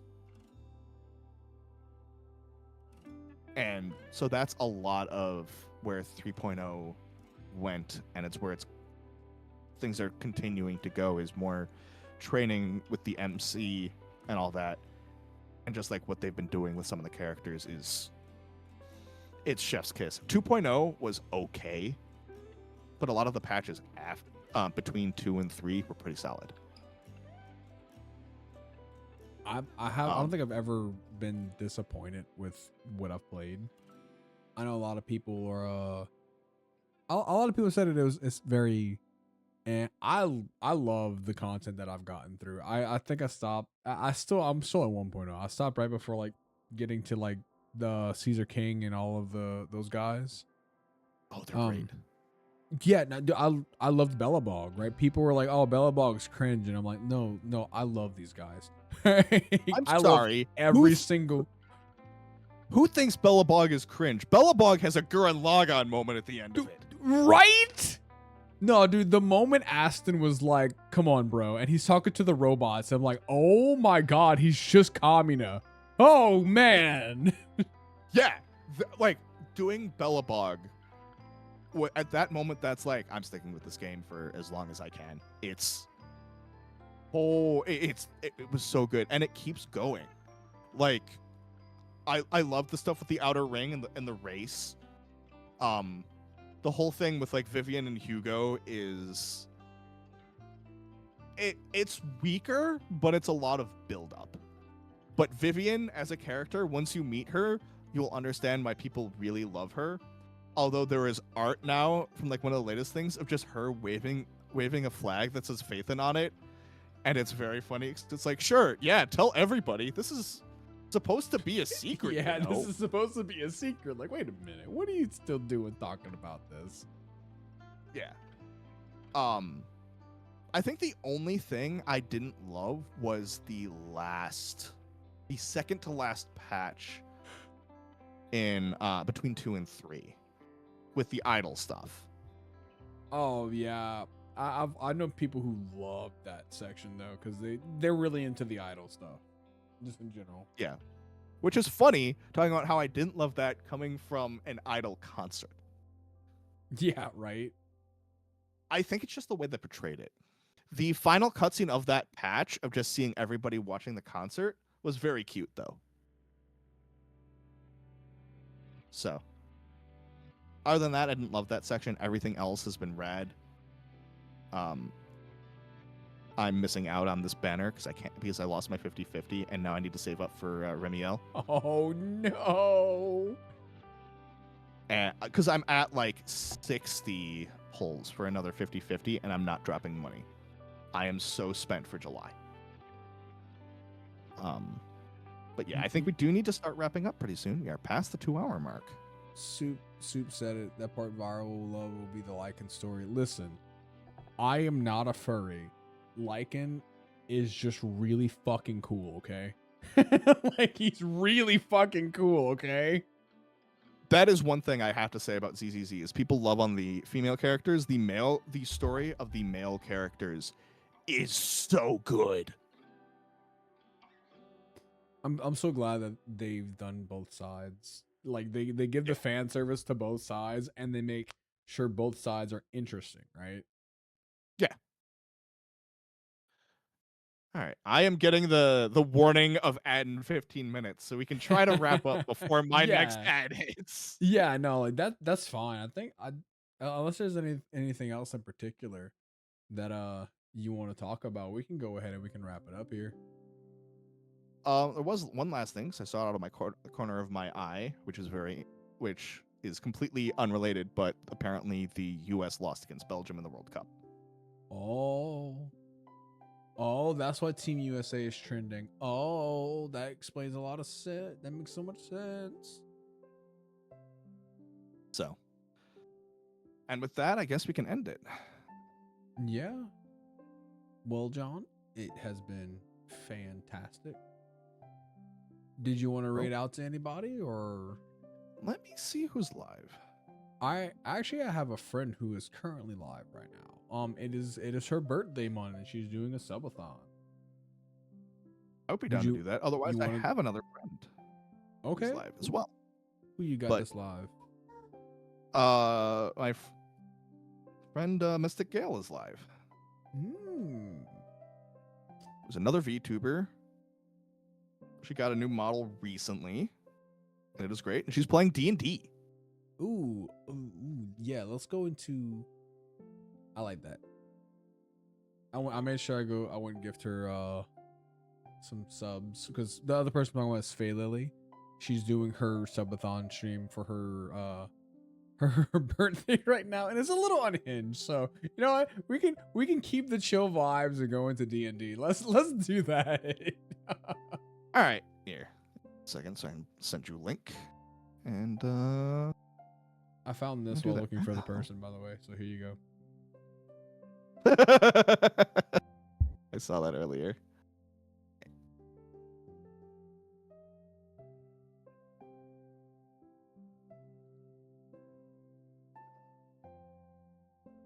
And as we'll wrap it up, you mentioned it earlier, you're doing some more prog this week, correct? Correct. Tomorrow, Wednesday, and Thursday, I'll be live at 9-ish. Oh, CST. you're going straight out. Okay, yeah, you just going. Yeah. All right, well, I'll make sure to wish you the best of luck in all of that when it comes down to it. This week I'm doing tomorrow. Me and a friend of the channel, Sin the Ink Fox, we're playing Legend of Dragoon and talking while playing it, because we just had a nostalgia itch. Like we just play some Legend of Dragoon. Now we could just talk over it and just our voice. So we'll find something to do while playing Legend of Dragoon. Sick. Yeah, that would be great. I'll have to come watch that, because I don't think I've ever finished Legend of Dragoon. Oh, dude, it's such a. And I also that is a classic. That is one of. It's one of the last RPGs on the PlayStation 1. And I think it is worth it to the ending. The destination isn't the best, but like the journey to get to the destination is absolutely fun and worth it. Right, well, I guess nothing else. Let's go end this out and raid on out. I'm gonna go ahead and I'm gonna start this raid to Mystic Gale. They are playing D&D. Oh, it looks like they have a yaoi couple and a straight couple on screen, as well as a Yuri. This is great. We're raiding in a different level of chaos here. So, yup. All right, raiding on out. Later. All right. Later, everybody.